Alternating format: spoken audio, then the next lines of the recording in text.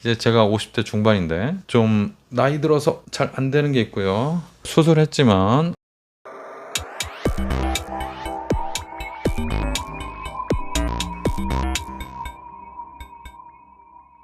안녕하세요, 털보이사입니다. 오늘 영상에서는 오십견 진단을 받았거나 오십견이 의심되는 분들이 잘못 알고 있는 부분을 바로잡아 드리도록 하겠습니다. 외래에서 가장 자주 듣는 말씀이 오십견은 시간이 지나면 저절로 낫는다, 그래서 그냥 참았다는 말씀입니다. 1년 넘게 참고 오신 분들의 어깨를 진찰해 보면 이미 많이 굳어있는 경우가 적지 않습니다. 오십견은 시간이 지나면서 단계가 바뀌는 병입니다. 어느 단계에서 치료를 시작하냐에 따라서 치료 기간과 회복 결과가 달라집니다. 오늘은 오십견이 어떤 병인지, 회전근개 파열, 그것과 어떻게 다른지, 단계별 치료가 어떻게 달라지는지 알아보도록 하겠습니다. 외래에 오시는 오십견 환자분들은 공통점이 있습니다. 처음에 어깨가 아프기 시작한 뒤 바로 오기보다 한 6개월이나 1년 정도 지나서야 진료실에 오시는 경우가 많습니다. 그 사이에 대부분 비슷한 생각을 합니다. 왜냐하면 오십견은 시간이 지나면 저절로 낫는다고 들었고 나이 들면 다 그런 거라고 생각하기 때문입니다. 그래서 운동하면서 풀면 된다고 알고 계십니다. 문제는 그 시간을 보내는 동안 어깨가 점점 굳는다는 겁니다. 오십견은 어깨 관절을 둘러싼 관절낭이라는 주머니가 두꺼워지고 좁아지는 병입니다. 처음에는 그냥 통증만 있다가 시간이 지나면서 관절낭이 점점 더 좁아지고 팔을 움직일 수 있는 범위 자체가 줄어듭니다. 옷을 입을 때 이렇게 팔을 올리기 어렵고요. 머리를 감을 때도 팔을 들기 어렵게 되고 뒤로 손을 돌리기도 어려워집니다. 이 단계까지 진행이 되면 단순히 통증만 줄이는 치료로는 부족합니다. 그 굳어버린 관절낭을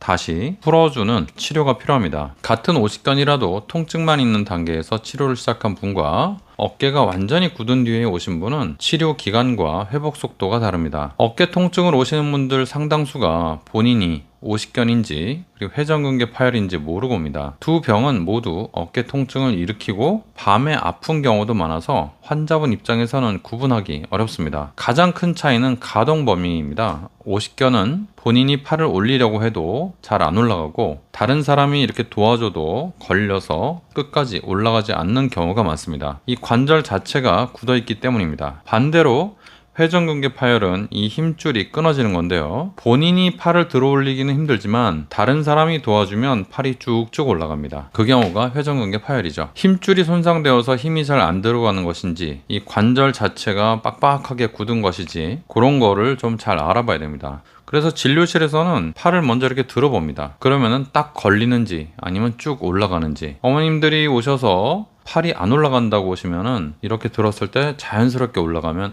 이거는 팔이 마비가 됐거나 아니면 어깨 회전근개 이 힘줄이 끊어진 것 같습니다, 이렇게 얘기하죠. 근데 탁 걸려서 안 올라가면 이때는 오십견이 일단 왔네요, 이렇게 얘기합니다. 근데 실제 진료에서는요, 이 두 병이 따로따로 있는 게 아닙니다. 여러분들이 가장 궁금해 하시는 게 오십견이냐 회전근개냐 되게 궁금해 하시거든요. 근데 회전근개 파열은 이 힘줄이 끊어지는 것이고 오십견은 이 관절 자체가 딱 굳어서 움직이지 않는 거거든요. 근데 끊어지고도 관절이 굳는 수가 있어서 이 두 병이 완전히 따로따로 오십견이면 오십견, 회전근개면 회전근개 이렇게 있는 게 아니라 같이 있을 수도 있습니다. 그래서 오십견과 회전근개 파열이 같이 있는 경우가 정말 많아요. 그리고 또 어깨 관절 안쪽에 그 인대 손상, 즉 관절 와준 손상 또는 슬랩병변 이렇게 얘기하기도 하고 관절염, 그리고 여기 이 뼈 있잖아요. 이 뼈 견봉에 그 뼈가 자라나서 회전근개를 누르는 충돌증후군, 이런 것도 같이 있습니다. 그래서 보통 어깨가 아파서 오신 분들은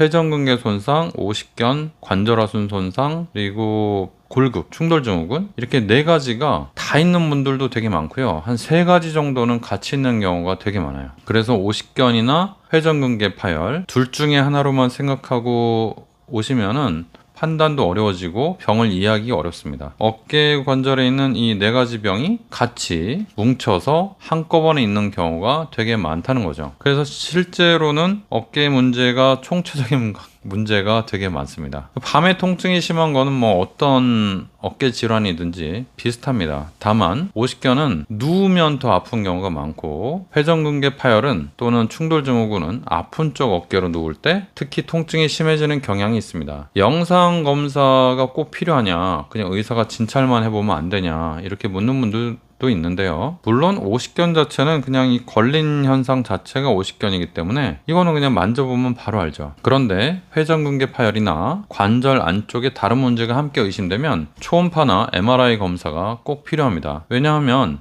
힘줄이, 어깨 힘줄은 이게 납작한 판 같은 거거든요. 그래서 판 중에 이렇게 상당 부분 많이 끊어졌다고 해도, 이 부분이 많이 끊어졌다고 해도 남은 걸로 쭉쭉 들어올릴 수가 있기 때문에 증상으로는 정확히 알기가 어렵습니다. 그리고 오십견은 원인이 이렇게 얘기하는 경우가 되게 많거든요. 뭐 운동 부족이다, 자세가 나빠서 그렇다, 아니면 뭘 무리해서 그렇다. 특히 운동 부족을 얘기 많이 하시는데요. 그래서 나이, 염증, 사용량 이렇게 세 가지를 얘기했지만 최근에는 유전적 요인이나 체질적인 영향이 꽤 많은 걸로 봅니다. 같은 나이 비슷한 생활을 해도 어떤 분은 오십견이 오고 어떤 분은 오지 않는 이유가 그럴 수가 있습니다. 그래서 여러분들이 오십견이 온다면 나는 운동을 너무 게을리했어, 내 탓이야, 이렇게 생각하지 마시고 오십견도 고혈압이나 당뇨처럼 원인을 잘 모르는 그런 병이다, 약간 유전성 경향이 많다, 그렇게 생각하면 좋겠습니다. 오십견을 확인할 때 진료실에서 가장 중요하게 보는 것은 통증 세기도 있지만 어깨가 움직이는 범위입니다. 통증은 사람마다 느끼는 정도가 다르지만 이 어깨가 움직이는 가동 범위는 비교적 객관적으로 확인할 수가 있기 때문입니다. 가장 먼저 보는 것은 팔을 옆으로 이렇게 올리는 외전 가동 범위죠. 외전 바깥쪽으로. 평소에는 팔이 귀에 닿을 정도로 쭉 올라가야 되죠. 이렇게 쭉. 근데 오십견이 진행되면 이 정도까지 올리기도 힘듭니다. 오늘 본 환자분은 본인이 팔이 잘 올라간다고 말씀하셔서 제가 올려봤더니 한 40도까지밖에 안 올라갑니다. 그리고 본인이 90도까지 올라간다고 하는 분들도 이렇게 하는 경우가 있어요. 이렇게. 그래서 몸통 자체를 비트는 거죠, 이렇게. 그래서 어깨를 제가 딱 누르고 해보라고 그러면은 이렇게 40도까지밖에 안 올라가는 경우가 굉장히 많습니다. 그래서 본인이 억지로 몸통을 틀어서 올라가는 그 각도를 본인의 오십견으로 인한 각도라고 생각하시면 안 되고, 정확하게 의사가 진찰을 해보는 각도가 맞습니다. 그리고 본인이 힘을 줘서 안 되고 다른 사람이 도와줘도 딱 걸리는 그 각도가 한계 각도입니다. 이것은 팔을 뒤로 돌리는 내회전 가동 범위고요. 손을 등 뒤로 돌려서 어디까지 닿는지 보는 겁니다. 평소에는 물론 뭐 유연성이 원래 떨어진 분들은 안 되지만 양쪽 견갑골 사이 정도까지 이렇게 쭉 올라가야 정상인데, 오십견이면은 허리까지만 딱 가거나 그것보다 더 아래에서 멈추는 경우가 꽤 많습니다. 그래서 오십견이 있는 쪽하고 비교하면 분명하게 알 수 있고요. 사실 오십견이 있는 분들은 팔 자체가 이렇게 뒤로 가지 않습니다. 그냥 딱 걸려요. 여기서부터 그냥 안 갑니다. 이렇게만 해도 많이 아파하세요. 그리고 세 번째로 보는 것은 팔꿈치를 옆구리에 붙이고 손을 바깥쪽으로 돌리는 외전 가동범위입니다. 이렇게 이게 오십견에서는 전혀 안 되죠. 전혀 안 됩니다. 이거 비슷하게 해보라고 해도 안 됩니다. 그래서 어쨌거나 어깨를 밖으로 들거나 뒤로 꺾거나 이렇게 외전 밖으로 돌리거나 이런 동작들이 다 안 됩니다. 그래서 오십견은 여러 동작들을 다 봐볼 수도 있지만 사실 팔을 그냥 이렇게만 해봐도, 바깥쪽으로만 좀 해봐도 그냥 탁 걸리기 때문에 바로 알 수가 있습니다. 전체 가동 범위가 정상인데 본인이 팔만 안 올라간다 그러면은 그때는 회전근개 파열도 한번 생각해 봐야 됩니다. 그리고 오십견하고 가장 비슷하게 보이는 것이 석회성 건염 같은 건데요. 이 회전근개라는 힘줄에 석회가 딱 껴있는 겁니다. 이때는 너무 통증이 심하기 때문에 팔 자체가 근육이 경직돼서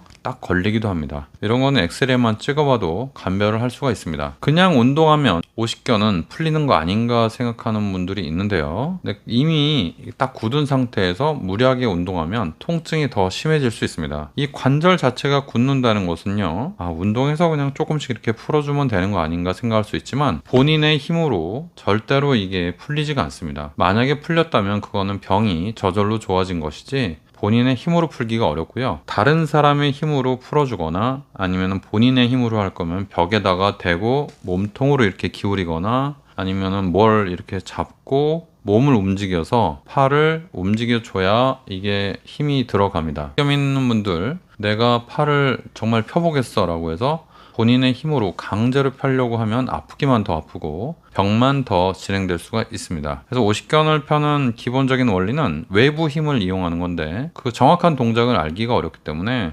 도수치료나 운동을 가르쳐주는 선생님한테 정확한 동작을 배워서 그 동작을 반복적으로 하는 건 좋지만 그냥 본인이 생각해서 아니면은 인터넷에서 그냥 보고 아니면 이런 운동이 좋다더라고 해서 그냥 따라하는 거는 맞지 않습니다. 그리고 일단 진단 자체가 맞아야 되기 때문에 병원에 한 번은 내원하셔서 병원에서 어떤 병인지를 좀 알고나 하는 것이 좋겠습니다. 그리고 오십견 치료는요, 단계에 따라 다를 수 있습니다. 오십견이란 진단 자체만으로 치료가 똑같지 않습니다. 우리가 썩었다고 치면 조금 썩은 거, 중간 썩은 거, 많이 썩은 거 다 다르죠. 근데 보통 그냥 이 썩은 거 어떻게 합니까? 이렇게 물어보면 환자분들은 한 가지만 대답합니다. 뽑아야죠. 아니면 떼워야죠. 그렇게 얘기하죠. 그래서 오십견도 오십견 어떻게 치료합니까? 이렇게 물어보면 사실은 질문이 잘못된 겁니다. 정말 이게 단단하게 관절이 굳어서 어떻게 해도 안 움직이는 관절을 풀 수가 없는 오십견은 어떻게 합니까? 이렇게 물어보면 이거는 뭔가 운동으로도 안 되고 뭘로도 안 되고 하면은 수술해야 되나? 이렇게 생각할 수 있고요. 초기 단계라서 그냥 아프기만 하고 완전히 다 굳어지지 않고 이제 굳어지려고 하는 그런 초기면 어떡하나 물어보면 그건 뭔가 약으로 될 것 같은데 이렇게 생각할 수 있죠. 그죠? 그리고 중간에 굳긴 굳었는데 외부에서 강한 힘으로 해주면, 밀어주면 이 붙은 게 좀 떨어질 것 같다. 그러니까 그런 단계, 중간 단계가 있잖아요. 그래서 이제 굳기 시작한 단계는 어떻게 합니까? 물어보면 떼주면 떠질 것 같은데? 아니면 운동 좀 하면 되나? 그렇게 생각할 수 있죠. 그래서 초기 단계냐, 아니면은 중간 단계냐, 아니면 굉장히 심한 단계냐가 매우 중요할 수 있습니다. 여러분들이 많이 하는 도수치료, 스트레칭 뭐 이런 것들도 중간 단계에서 하면 굉장히 좋고 초기 단계에서도 도움이 많이 됩니다. 집에서 할 수 있는 운동도 치료사분들이 잘 가르쳐 주니까 꼭 병원에서 배우시는 걸 권장하고요. 아니면 인터넷으로 보실 거면 공신력 있는 분이 가르쳐 주는 거를 했으면 좋겠습니다. 가동 범위가 너무 심하게 굳어 있고 치료로 잘 풀리지 않는 경우는 사실은 수술만 있는 게 아니라 마취를 하고 강제로 풀어주는 방법이 있습니다. 이것도 그냥 결국은 외부에서 누가 대신 풀어주는 건데 우리 어깨 뼈가 있고요. 팔뼈죠. 팔뼈가 있고 그러니까 어깨 관절을 잡아주는 인대가 있고 그 인대가 늘어붙은 게 오십견이거든요. 그래서 팔을 굉장히 강한 힘으로 이렇게 떼주면 쭉 떼주면 그 늘어붙었던 것들이 우두둑 하면서 풀립니다. 실제로 매우 심한 오십견이 아닌 경우에는 그냥 심한 경우에는 마취, 전신 마취를 잠깐 하고 또 부분 마취를 한 상태에서 의사가 관절을 풀어주는 그런 마취와 도수 견인술 또는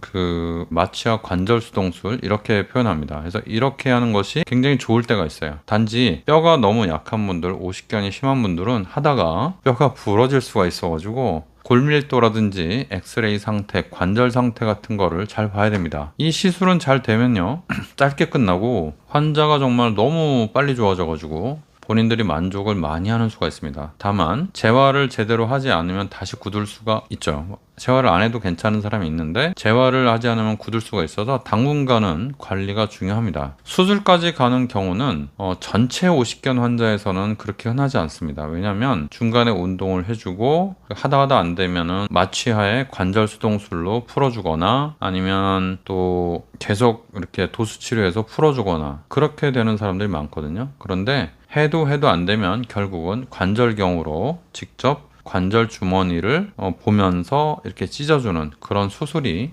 필요할 수가 있습니다. 주사를 자꾸 맞으면 안 좋을 수 있죠. 그죠? 그래서 스테로이드를 계속 자주 맞는 것은 권하지 않습니다. 다만 오십견 단계에 맞춰서 필요한 시점, 초기나 중기에 한두 번씩 정확히 맞는 주사는 회복을 앞당기는데 많은 도움이 됩니다. 중요한 것은 주사가 해롭냐 아니냐가 아니라 지금 단계에서 주사를 맞는 것이 꼭 필요하냐, 맞는 치료냐를 판단하는 것이 더 중요합니다. 오십견 치료의 핵심은 무조건 빨리 뭘 해야 되냐 그런 게 아니라 그냥 발견한 시점에 맞게 정확한 치료를 하는 게 당연히 중요합니다. 이제 제가 50대 중반인데 좀 나이 들어서 잘 안 되는 게 있고요. 수술했지만 어깨 잘 돌아갑니다. 그래서 오십견도 치료를 적절하게 잘 하시면 결과가 좋을 수가 있고요. 저는 오십견은 별로 없었어요. 근데 이게 계속 되니까 나중에 오십견 비슷하게 그런 병변도 좀 생겼었고 슬랩병변이나 어깨에 염증이 계속되면 결국 오십견이 좀 오는 편입니다. 오십견은 그냥 놔두면요 50% 정도에서 장애가 남습니다. 물론 장애라고 해서 이렇게 팔이 전혀 이렇게 안 올라가서 팔을 아예 못 쓰는 그런 장애 말고 팔이 이렇게 쭉 끝까지 올라가는 것이 아니고 한 이 정도밖에 안 된다거나 아니면 이 정도밖에 안 된다거나 이런 식으로 장애가 남습니다. 그래서 이게 확실히 굳어지면 나중에 되돌리기도 어렵고 찬장에서 뭘 꺼낸다거나 머리를 이렇게 빗는다거나 그런 동작들이 평생 불편해질 수가 있습니다. 그래서 오십견은 조금 다르게 저절로 낫는 병이 아니고 좀 관리가 좀 많이 필요한 그런 병으로 여러분들이 생각을 하시는 것이 좋고요. 오늘은 오십견에 대해서 얘기를 해봤는데요. 오십견에 대해서 여러분들 친구들도 보면 거의 오는 것 같아요. 그래서 여러분들 어깨에 통증이 되게 많이 오는데 제대로 치료받고 제대로 관리 받으시기 바랍니다. 감사합니다. 털보의사였습니다.